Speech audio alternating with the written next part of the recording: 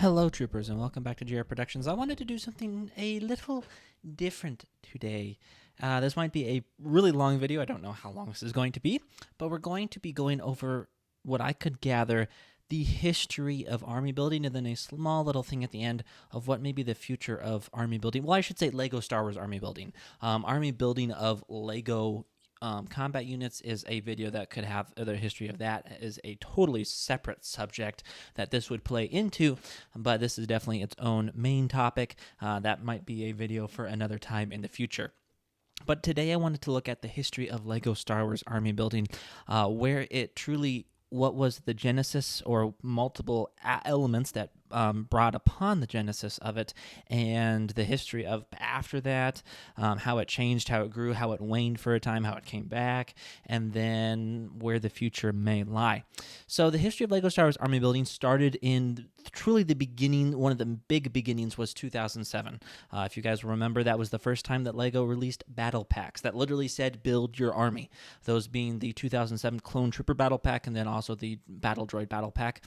The Clone Trooper battle pack was actually, if you guys know, one of my first Lego Star Wars sets. I still have those clone troopers in my clone army, and those were the first. That is technically this true genesis, but of being able to build an army. Also, kind of along with that, there was another really large set. Like I think it said you can build an army with an MTT as well. Again, kind of that idea. Sometimes there were large sets also that came with a multitude of figures that could help your army, but not to the same price per figure amount that obviously a battle pack could. So the first ability was 2007. Right after that, 2008, you had the ability to build an Imperial and a Rebel Fleet Trooper with those two battle packs as well. But what really started army building in the mainstream of being on people's minds, something that people aimed for. I remember being as a kid too and wanting to build my army, seeing these videos as a kid, as an early teenager. The rise of army building truly began in 2010. That was the first year that both Ryan from M&R Productions and then Solid Brick Studios both released their first army building or army videos in 2010. And the means of their first army videos was the legendary 8014 Clone Walker Battle Pack. It was truly, I think, the true genesis of army building with what we recognize, and not true army building of how it started as you could start building armies, but how we think of army building, whether on YouTube or if people building armies. I think the true genesis set of that was 8014 Clone Walker Battle Pack within the Lego Star Wars community. Its release alongside the great rise of popularity of Star Wars The Clone Wars animated series with my generation and people a little bit older than me, also people a little bit younger than me, led to the first true army building of clone armies, again, shown by Ryan and Solid. I don't think other armies were as popular, at least not that I have seen. I guess I didn't do a ton of research, but I don't think people might have built like rebel armies or imperial armies. They just weren't, didn't really put them online that I know of. Again, this would still be exacerbated, as it were, by 7913 Clone Troopers Battle Pack with the ARF Trooper, the Horn Company, the Bomb Squad. I remember people having tons of Bomb Squad Troopers. And again, during this time, it was pretty exclusively that I could see was just Clone Trooper army building that really people focused on. Yes, they'd have their droid forces and their droid armies and their Imperial and Rebel armies, but it was definitely the great focus was the Clone Army, because we, I think, as kids during that time related with clones. We loved clones. I still love Clone Troopers, and people wanted to build clone armies, so that's what they did. There was a time it would started to decrease a little bit, but not quite that time, up to about 2014. People, again, though, were still building their armies, but it didn't seem to be the same level. Obviously, there was some amazing army building potential in like 2014. I think of those are some of my favorite clone troopers from that, like the Kashyyyk troopers, the Utapau troopers being my favorite clones, the 91st Recon, and other sets were truly great army builders. But it wasn't to the same level that like 2010 to 2012 was with those two Clone Clone Wars Clone Trooper battle packs. The first beginnings of my clone army growing experience or building experience came in 2013, 2014. That's when I became a teenager and was able to earn some money, make some money so that I could buy more sets myself and start growing my armies. And there were some truly amazing sets, whether of the 2014 sets, the 2013 Clone Wars sets, the 2013 Episode 2 sets. Those were truly the first times that my army started growing in a significant way. And I think that was true for a lot of us. We could watch Solid and Ryan, and I'm so happy that they could build their armies. But a lot of us, to that level at least, maybe we could build, a few troopers, like maybe get 20, and that would be kind of a stretch for a lot of us. Many of us lack the ability to truly build armies of that level at that time. Those times would change, but we'll get into that. But as I and other people my age started, 2013, 2014, being able to have the resources to build armies ourselves, mainstream, the area started kind of dying down a little bit. Mainstream people were building less clone armies. They weren't doing it every year. Some people had new own armies. Ryan, actually, with the release of the sequels in 2015, started a First Order army. That's actually, I was kind of curious. Someone should, if they're watching this video, we should all try and go post on next Ask M&R and see if he still has his First Order army, because I'd be really curious, because I don't know if he still does. That'd be really interesting. Others, again, started building different armies, again, like the First Order. It was during this time that I built actually my Rebel and Imperial armies up to about 50, 60 figures a faction. For straight troops together, it'd be more, but just for combat troops, it'd be about 50 to 60. But with the rise of sequels, though, even during that time of people being able to, it still saw, I think, a decline of those massive armies of either posting or of people really trying to build really big armies. Even though battle packs were still being released, they were really, and some of them were really good, but a lot of them, unfortunately, were not really great army builders, whether of containing too many varied figures. A lot of the First Order battle packs fell into that category. They were quite terrible at that. Or others having named characters like the Clone Troopers and Jedi battle pack, not something that we really want to see. That is not very good. And it is army building, except for a handful, came down dramatically by 2019. A few Clone Troopers were released during that time, so there was less desire to build those armies, and they were definitely not in sets that could easily build an army, except for the last great one would be the Geonosis Clone Troopers in, I think, 2015. Other than that, there was very few sets that came with clones, and they were all pretty at a price point either that you couldn't really army build them easily. But all this would change in a matter of months. Yes, they still had the First Order, but even then, by the time you get to 2019, some people, like Ryan, had built a First Order, but then most of the people weren't really appreciative of the sequels, so they didn't really desire to build a First Order army. The Empire had some pretty good troopers, but they, again, didn't have a ton of billet battle packs. We hadn't got a droid battle pack, and we hadn't got a clone battle pack. Even in 2019, there were no battle packs. It really seemed like army building was on its way out, but again, as we know, that would all change in a matter of moments.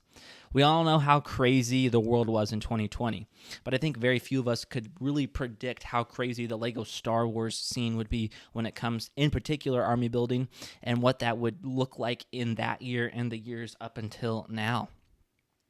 First, the Clone Wars got to finish the war. That we had so desired to see the ending, leading to the very emotional end on the tribunal. During this time, though, of something had come out, news had come that we had all waited years for. We had all hoped for, we had all pushed for perhaps almost a decade at that time, a 501st Battle Pack. 75280 took the Lego Star Wars community by storm. We had Clone Wars 501st Troopers, yes, in 2013, but they were not in sets that you could or in quantities to easily army build. But now that it all changed, the 501st is perhaps the most popular clone legion in Star Wars, in Lego Star Wars community. So us getting that was amazing and unbelievable. To say the least. And there was many contributing factors that really changed army building that year, let alone that we got the 501st Battle Pack, but obviously we know the pandemic hit. People had to stay home. They were told to stay home. Kids like me that were growing up were now late teenagers, early 20s, with now the income and the ability to massively build their clone armies and still had a desire to build clone armies. There was also teenagers that were just behind me that were now, again, maybe even in 2014, they couldn't build clone armies with those amazing sets, but now they had a little bit more income, whether of a side job or something like that, where they could build armies, and they wanted 501st Troopers. I remember it just being incredibly difficult to get 501st Battle Packs. I still remember the first time that I got 501st Battle Packs, 3 of them, and I was so excited to finally get some, and it was 3 or 4 months after the set released. Also, the popularity in Lego Star Wars itself grew exponentially. I think it is kind of tapering out, but still pretty impressive and consistent, although it's not increasing at the same rate. But I mean, all the figures, the desire for figures and sets, every single clone trooper, every single army building figure, rose by at least 100 to 200% in that year, and some of them have continued to grow rapidly. Others have kind of stabilized out. Some of them have actually come back down a little bit, but we'll never see. I mean, before pre-2020, I remember looking in February, I think I mentioned this, February of 2020, 212 troopers were still like $7 or $8 a trooper, if that. And by June, they had shot up to 15, and they're still at 15 for the regular 2014 212 trooper. So it was a very, very crazy time. People were building massive armies, Ryan and Solid Bricks included, with those new 501st battle packs, as people should have been able to. And I don't think LEGO has said this, but I'm quite certain that the 75280 clone 501st Clone Troopers battle pack is probably the best-selling LEGO set of all time. I would be very surprised. I mean, it was sold as a $30 set, and then they quickly, within like 6 to 9 months, went down to $24, and they kept it on shelves for like 2.5 years, which is an extra longer time by about a year for a LEGO Star Wars set. And they sold them at $24 at 20% off. And I mean, so again, basic economics, if you sell more of them at a lower price, but you can sell way more of them, then you actually end up making more profit in the end because you sold more units. So I think that's what happened with the 501st Battle Pack, and I'd really like to know. I don't know if we do know. I should have checked that to see if they said. I don't think LEGO has said, but I would not be surprised. I would actually think that the 501st Battle Pack is the most, the best-selling per quantity LEGO set of all time. Again, the Imperial scene has also grown rapidly since the 501st Battle Pack, people growing or wanting to build their Imperial armies. And even more recently, people kind of want to match some of their clone armies with droid armies, and that's been kind of difficult the past year. There's been some really good clone sets and clone opportunities to build your clone army, but there's not been near as many opportunities to grow your droid army. But with the new clones brought some differing changes. In 2020 also started a new design for the clone trooper. Gone were the distinction between movie and animated clones. They were now a combination of both, whether you like that or not. Other changes have been less than ideal and quite controversial. Those being most and chiefly helmet holes, no commas, stormtrooper dual molded helmets. And yet, I appreciate the ability to grow my army now as it is. There were very few clones in 2015 to 2019. And kind of going off differing words, but a similar concept within our context, I think it gives many of us mixed feelings about the current state of army building, or at least clone army building. We appreciate being able to build these armies, but we wish that the quality was more in level with what they were.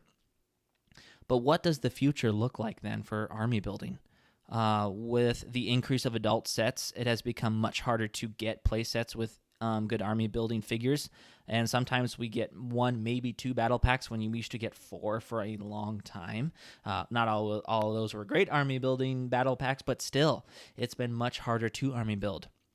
Is there even going to be a demand for in the future for building armies, whether of Imperial, whether of Rebels? Are there going to be a demand for clones? Some people are getting cloned out, as it were.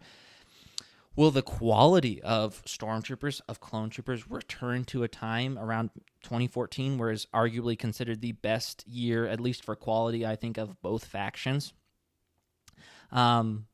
Only the future will tell. I have a little concluding thought, but I do want to, I asked ChatGPT to give me a little history of our LEGO Star Wars army building. I want to read through it. It has some really interesting points. Some of them are absolutely wrong. I don't know. I guess it's not quite all there yet, but it's still pretty smart and very fascinating to see what it came up with. So I'm going to read that in its entirety. I'm going to read its conclusion, and then I will say my concluding thought.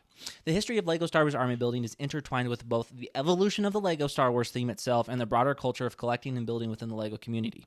Army building refers to the practice of collecting multiple copies of the same set, often to create large armies of soldiers or vehicles from the Star Wars universe. This practice has grown in popularity over the years. Here's an overview of how it developed. Which I still say is kind of true. More so, army building focuses more on figures than sets or vehicles. I mean, yeah, people still have vehicles, but it's not quite to the same focus. I mean, everyone focuses their figures up front and their vehicles behind. So again, already not quite the truth, but still very interesting. Lego Star Wars launch. Lego Star Wars was officially launched in 1999, making the beginning of a major collaboration between Lego and Lucasfilm. The first minifigures released in 1999 were relatively sparse in terms of quantity per set. For example, the Imperial Star Destroyer 7103 and Mos Espa pod race included only a few figures that weren't many regular soldiers or clones, which would later become central to army building, which, again, sometimes it throws set numbers in at random points, because this is supposed to be 1999. I mean, he mentions a Star Destroyer. That's from 2006. So, a little weird. And that actually had a decent amount of figures. I mean, not... so, anywho. Prequel trilogy influenced 2000 to 2005. The release of Episode 2 Attack of the Clones marked a significant shift in LEGO Star Wars sets, as the prequels introduced large-scale battles and armies of clones, droids, and other soldiers.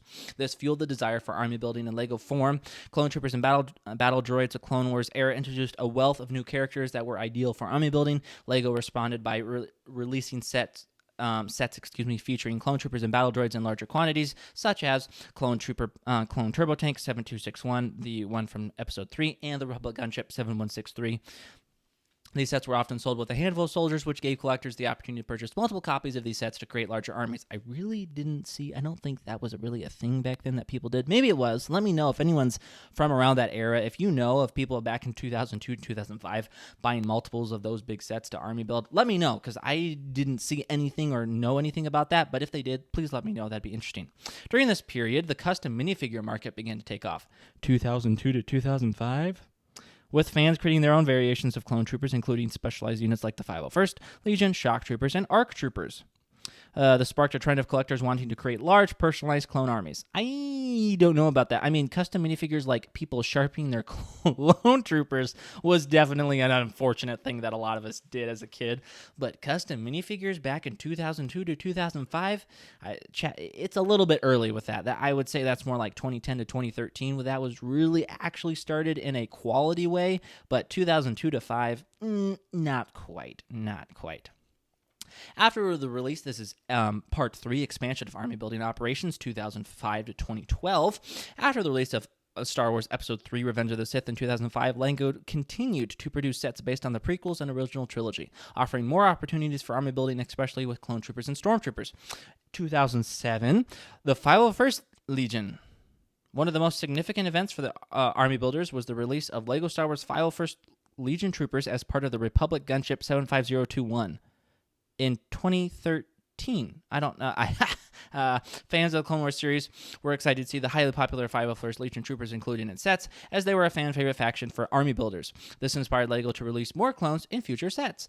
I mean, they were already releasing clones before that, and 501st clones did not come in that gunship. That is the Episode 2 gunship. They came in the Z9500 and the ARC-170, but not ARC-170, Z9500 and 501st AT-RT, but not the Republic Gunship 75021. So, again, a little weird. And then it's like, starts at 2007. The 501st Legion is the header.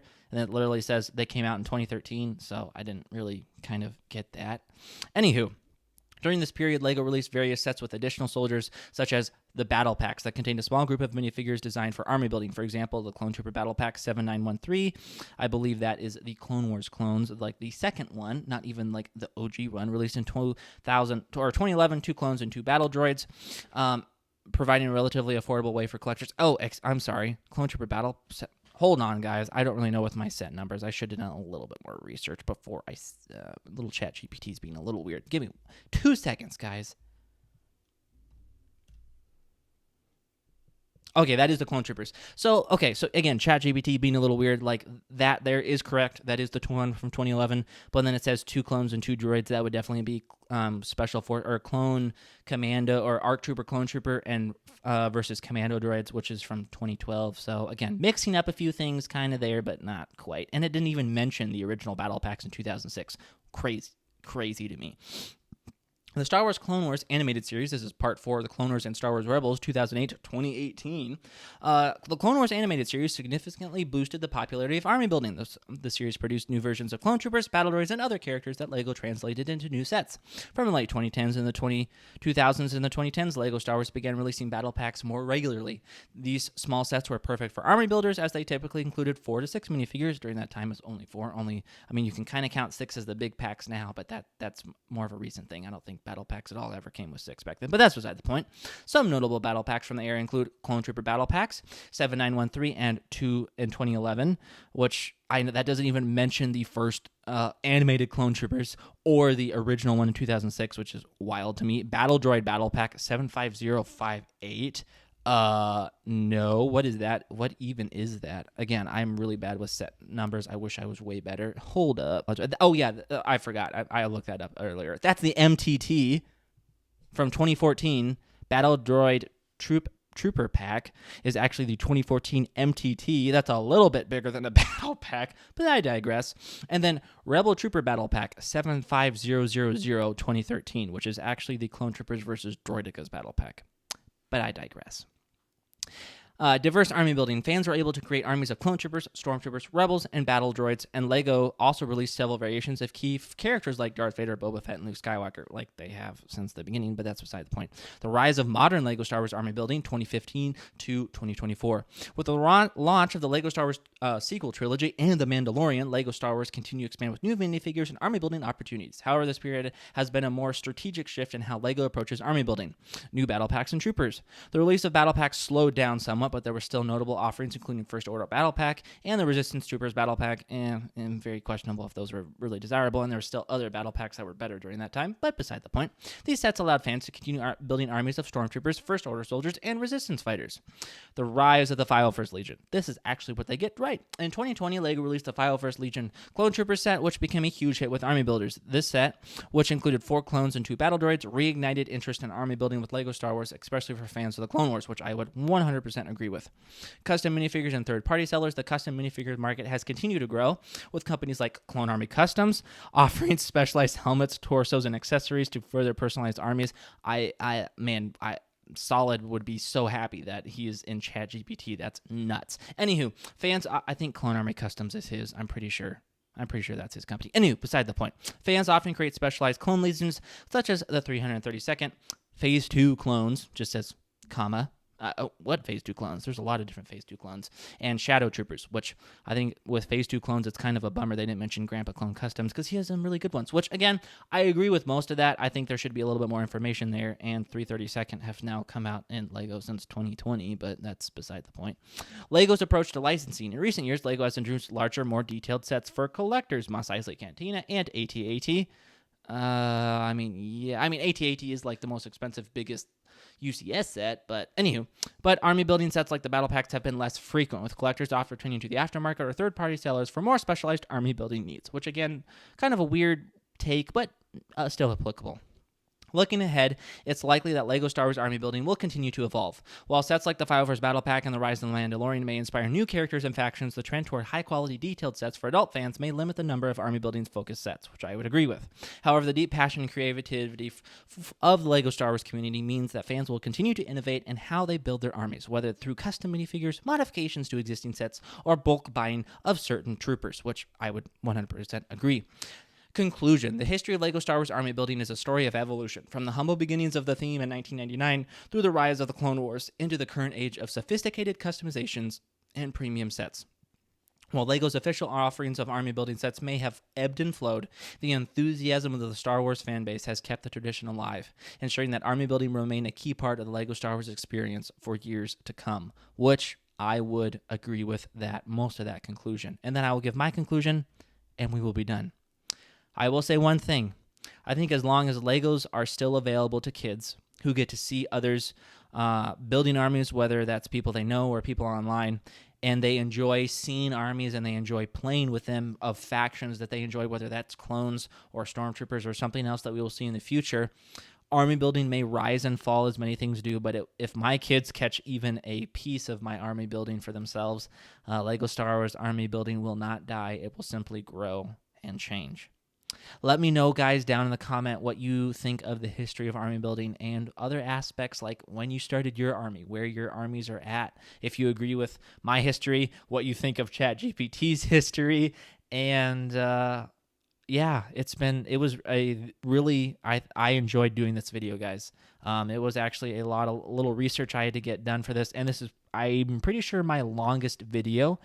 This is going to be a mammoth to edit, but I'm excited for it. I really really enjoyed doing this video. So please let me know down below what you guys think, where you are at with armies and the history of your armies. I'd love to know more down below. Thank you guys for watching. If you've made it all the way here, please, if you haven't already, like the video. If you've made it this far, I would really appreciate it. Comment down below. 2020 501st for the win if you've made it this far in the video. And if also you've made it this far in the video and haven't subscribed, please subscribe to the channel. Thank you guys for watching. Let me know down below too if you want to see me try and do the history of army building of Lego. That would be a much more interesting video. We might have to do some of that split up, and I will catch you guys next time.